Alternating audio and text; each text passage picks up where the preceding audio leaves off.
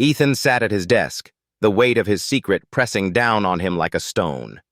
For years, he had been writing love letters to Claire, his wife's sister, pouring his heart onto the page, signing them as her husband, Daniel.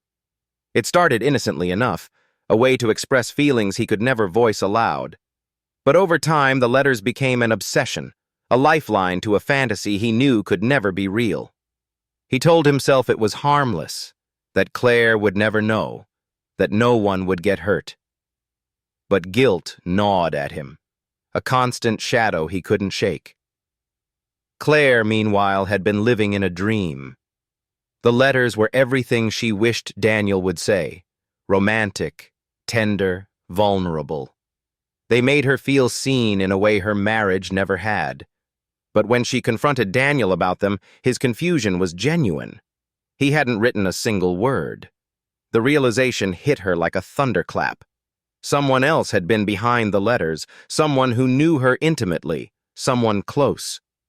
Her suspicion fell on Ethan, the quiet, introspective man who always seemed to linger a little too long in her presence.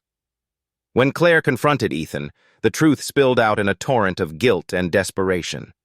He confessed everything, the letters, the lies, the years of silent longing. Claire was horrified, torn between pity and disgust. Maggie, Ethan's wife, overheard the confession, her heart shattering as she realized the depth of her husband's betrayal. Daniel, furious and humiliated, demanded answers, his trust in both Ethan and Claire irreparably broken. In the end, Ethan's secret destroyed the fragile balance of their lives.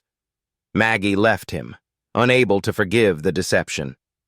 Claire and Daniel struggled to rebuild their marriage, the letters a lingering ghost between them. And Ethan, alone and broken, packed his belongings and walked away, leaving behind the wreckage of his choices.